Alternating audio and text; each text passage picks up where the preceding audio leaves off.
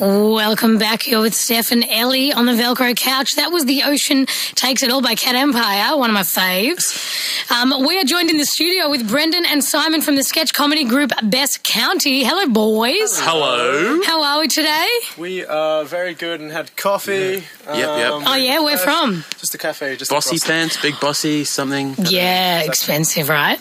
Is it? I don't $4.50. know. Oh, plus That's the EFT, the credit card surcharge. So I would say $4.50 is expensive for a coffee. yeah, Well, if you had a closer glance, you'll see sausage rolls were $9. get And out. and I swear, and they got meatballs there. Lovely. $4 a meatball. And if you want a conversation with the barista, another $5. That's expensive. That's what it's expensive, hey? Yeah, Okay. Well, this is Brighton after all, so... Yeah. it's a burn. So, you guys are doing a sketch show at the Fringe Festival this year. We sure are. Yep. Yeah, starting on the 15th of September. Mm-hmm. Tell us a bit about it. It's a comedy sketch show. Funnily enough, Yeah. set in a small town that is putting on its first ever festival, and guess what? Hijinks ensue. Lots of hijinks. What- right, Brendan? Jinx. Well, I mean... What's the trigger? What happens? Their bumbling mayor took their money away to go on a holiday. Well, no, Brendan, that's what used to happen, and we decided we didn't like that, so they just got no money. They just got no money. He's got no money. So the county has no money. The county has no money, and they want to win a reality TV show called Australia's Got Festivals. Yeah. I love that. Just a heads up to Brandon, we did get rid of the mayor. No, the mayor's still there. The mayor's still We there. still have the mayor? Still Okay. He just didn't steal the money. He doesn't steal money. Okay. But is he on holiday? I read that he's on holiday. Yeah, he's in Rio.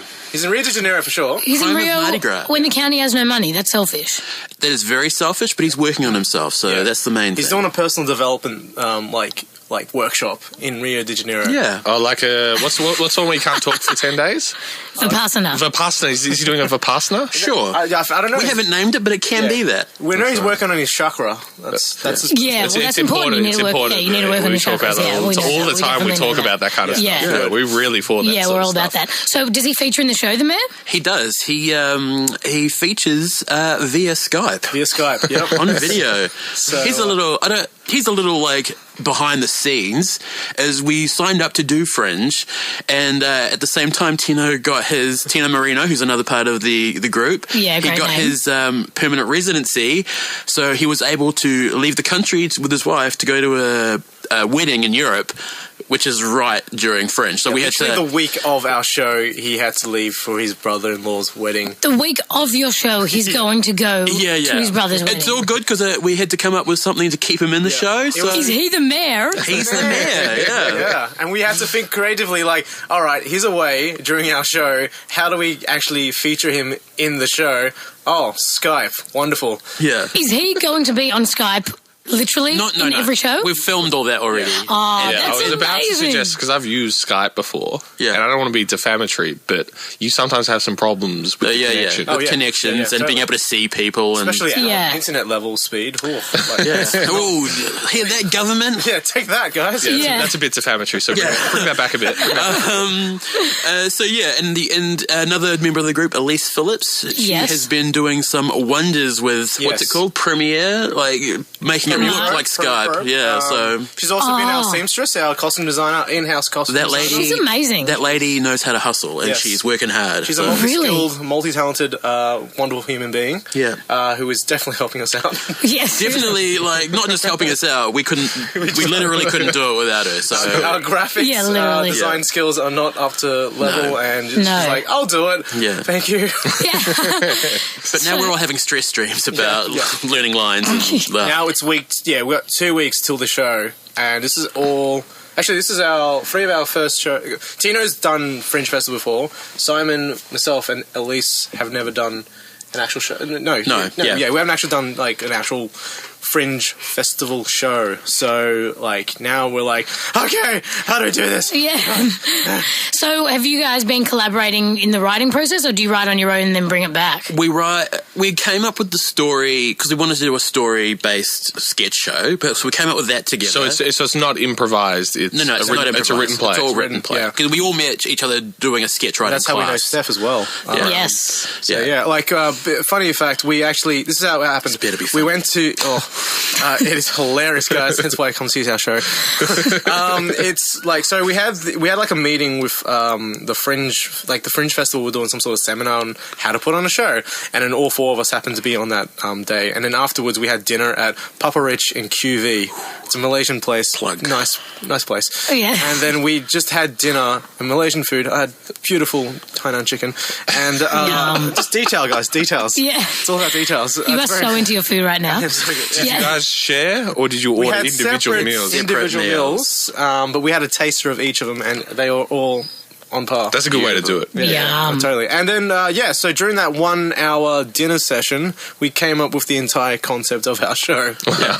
Yeah. Oh, that's But great. but then we did go away and we all wrote bits and pieces together and And then formulated a bit. There's, because we're all from different comedy styles, I guess you could Yeah, I we'll was have going to different say, comedy styles, yeah. what are your comedy styles? Like, do they clash? Do they?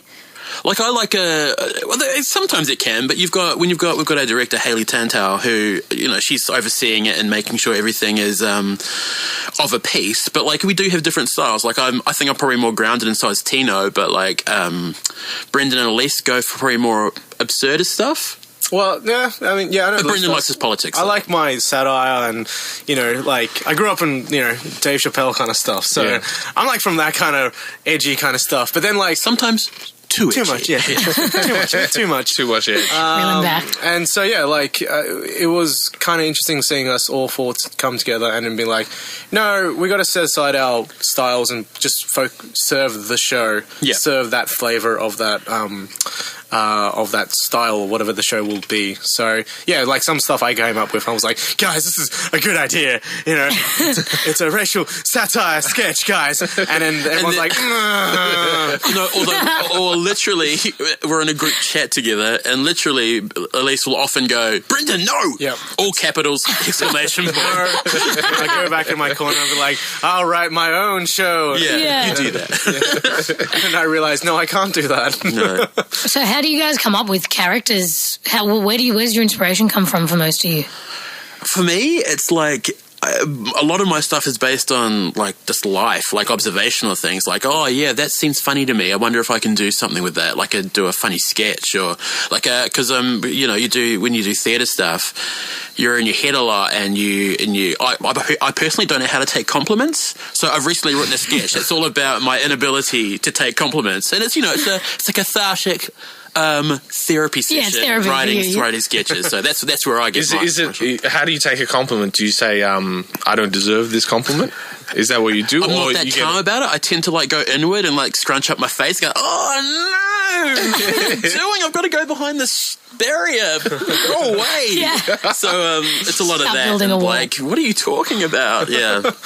So I find it very suspicious when someone can take a compliment. Yeah. Like when you give someone a compliment and they say thank you, I think that's like quite suspicious. Yeah, it's like, hey, hang on, I didn't actually mean that. Let's not get carried Yeah. away. I've had to start saying thank you because it's like it is actually a disservice to the person complimenting you, but it's still like gulp.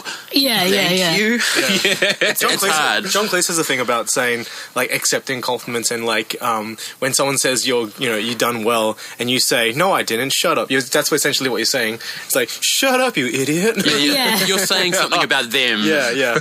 And if you're with a group, you're also making them feel that their work wasn't up to par either. Like, I had a shit show. Oh, sorry, folks. No, that's all right. You're that one. I had a subpar show, and the rest of them thought they'd done well. What you're saying to them is that I thought we all did poorly. So, Yeah. Well, what about Brendan, do you do improv as well? Yes, that's right. So I'm on the same team as Steph. Oh, Yes. right. So within an improv context, so you're working as a group. Yeah. And when you guys finish a show, what's the communication like afterwards? Like, are you aware of are you all on the same page with how the show went? You generally are. Yeah? Yeah, you generally are. If you come off feeling really energized.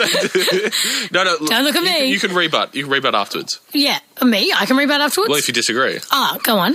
It depends on it depends on the team. Like, if your team is really cohesive, Yeah. fly dig. If your team's really cohesive, you will feel on the same page. Even if you did poorly, you'll come off going, oh, that wasn't so good, but we'll get there. But generally, you'll come off feeling good as a group. Yeah. Well, I'd probably say, now that I'm being interviewed, I'd probably say people come off automatically thinking about themselves. Of course, yeah, you can all understand that the show wasn't terrible or that the show was actually better than you normally do, but everyone's still thinking, oh, my scene was all right, or I'm really proud that my scene, I actually nailed it. Yeah. So you start off thinking about yourself, and then as a group, I think that taints the way you feel about how the show actually went. Yeah. Right. I mean, like, we had a show and I wasn't particularly happy with it because I was in my head and also I wasn't being supportive. So I wasn't being like, oh, that's an idea, I'm going to support that idea. And I wasn't doing that. I was like frozen up, like, I can't do anything today. Right, so like when you're reserved, you're also reserved towards other people. Yeah, more or less. Yeah. Because when you're in your head, all you're thinking about is what you're doing, and if you're thinking about what you're doing, you can't be thinking about what they're doing, and so it doesn't work. Yeah, exactly. Yeah. Do you guys feel more loose on stage or when you're off stage? Is stage a place where you can let loose and you love it because you're not yourself, or do you actually feel more comfortable off the stage? I don't know. No, I feel more comfortable. I feel more confident when I'm on there. Like I don't. When I'm up there, I don't really second guess myself that much. But afterwards is a whole different. Yeah, because you're being complimented. You're like, yeah. No, go away. Yeah. Yeah, I agree. When you're on stage, I think. Yeah, I just don't think you have to be present. Like, it's all about being mindful of yourself. Yeah. Literally, it is about being present and being in the moment. And if you're doing that, then that's pretty much that's essentially what it comes down to. If you're on stage, you're not like, I'm worried about what I'm going to say next. Oh no, what did I do last night for supper? I don't know. Like, just having random thoughts about not Supper. Who says supper? Yeah, Brendan goes home to 1850. I have my tea and biscuits and it's scrumptious. Yeah. But it's interesting you say you have to be mindful on stage. Do you think it transfers across to like a holistic notion of mindfulness? Like, do you think it lends itself to other parts of life? Yeah, it definitely does. I'm a different person. I am. It sounds.